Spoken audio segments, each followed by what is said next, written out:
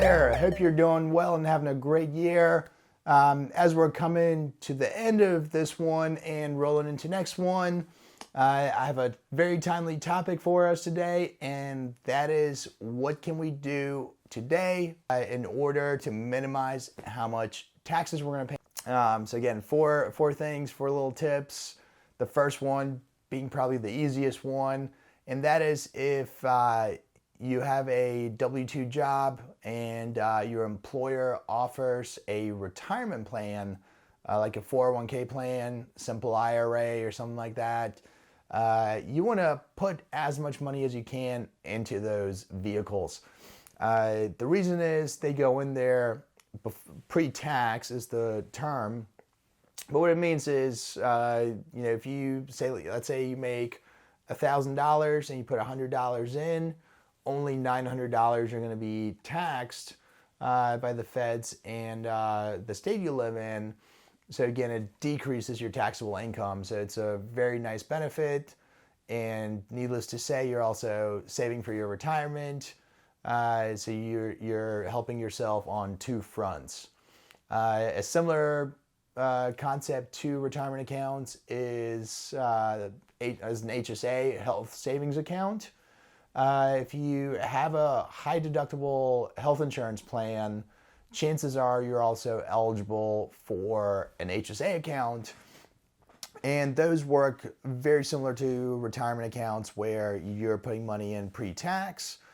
And you can, when you have medical expenses, you can take money out tax-free, which is the biggest benefit. So again, you're getting a tax deduction today. And then when you go to the doctor, whether it's for your copay or a prescription, you can take money out tax-free. So those are, the HSA accounts are a phenomenal tool when they're available and you can use them. So if you have one, put some money in there. This thing's never hurt. We're all going to have medical expenses at some point. And a lot of people use them in conjunction with their retirement planning, as of course, medical expenses typically get more expensive, especially as we age. So it's a nice way to save money for those days when we need more medical help and have a tax-free way to pay for it. So that's number one. That was the easiest one. Tax tip number two is looking at your investments. If you have it's called a brokerage account, taxable investment account. You want to look at investments that have not done so well, that have potentially lost some money and are in the red. And what you want to do is you want to sell them while they're down from a tax perspective. Again, you want to talk to a financial professional if you have one. To make sure that that's the right strategy overall. You don't always want to do tax things to mess up your financial planning and investment plans. So get some opinions on that. And if it makes sense to sell some of those investments, go ahead and sell them. Get that loss. And if you have other investment gains or like dividends and stuff like that, it can help offset that. And depending on the size of those losses and the nature of them, they might even decrease some of your normal income up to certain limits. And again, it's a simple thing to do. You just got to review your account statements. If you don't want to do it, hire somebody. Give me a call. I'm happy to help you out with that. And kind of look at it, make sure that there is opportunity there and save some tax dollars, take advantage of it. And then you can always reinvest the proceeds into something else and go from there. Number three is probably one of the more complicated topics in personal taxes. And it's in relationship to charitable contributions. A lot of times when we go to charitable events or get a thing in the mail about donating $10, $20, they always have a thing about, hey, we're a charitable organization, your contribution's deductible on your taxes, and so we feel good about it. We're helping a charitable organization, plus we're getting a tax break. Be careful with that. They're not lying to you, but you also need to know the math that goes on behind the scenes to actually make that contribution deductible on your taxes. And it comes down to the concept of, are you taking the standard deduction or are you itemizing your deductions? And if you're taking the standard deduction, then unfortunately your charitable contributions will not help you on your tax return. So the standard deduction has certain categories within it that kind of compute the deduction amount, and if the sum of those categories, one of which is charitable contributions, if the sum of those categories is less than the standard deduction, then you get the standard deduction. If the sum of them is greater than the limit for the standard deduction, then you get to itemized deductions. And then your charitable contributions matter, because then for every dollar you contribute, you get a deduction. And so what you want to do is make sure that you know where you're at in terms of standard versus itemizing. And if you're sort of on the border, if you're at that limit between standard and itemizing, one strategy that I've worked with some clients on putting together is, as it relates to charitable contributions, is to take a couple of years worth of charitable contributions and do them in 1 year. So that instead of all the other categories getting you close, and then you have your charitable contributions and you're still kind of borderline, take whatever you would contribute next year to charitable contributions, go ahead and do it this year.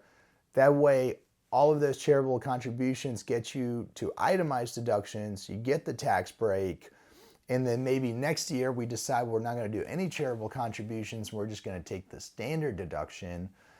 And so you're playing a little bit of a timing game.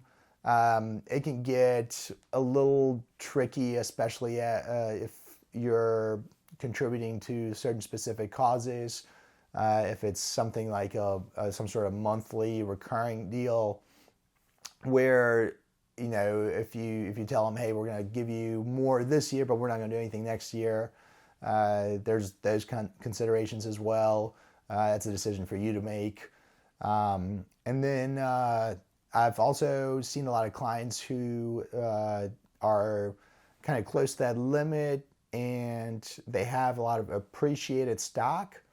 One strategy is to take appreciated stock and contribute that to the charity instead of selling it, realizing a gain, having to pay taxes on the gain, and then giving cash to the charitable organization. You're allowed to give appreciated assets and deduct the fair market value of them. So it's a way to get rid of capital gains tax, help the charitable cause, and hopefully itemize deductions. And now the fourth and final tax tip. Again, a little unique, might not work for everybody, might not appeal to everybody, but it's a viable strategy. And that is, if you're in the market for a new car, if you are interested in electric vehicles, there is a tax credit, and credits are better than deductions, but there's a tax credit available for most electric vehicles, and the dollar amounts vary by vehicle and model, and depend on the number of units of that vehicle that have been sold. And there's actually a list on the IRS's website of which vehicles qualify and how many units they've sold, and based on those numbers of units, what your tax credit would look like. It's a very unique situation. You also want to make sure that you will actually owe taxes for that particular year. It's not one of those credits that if you get to zero tax, you're going to get a refund because of the credit.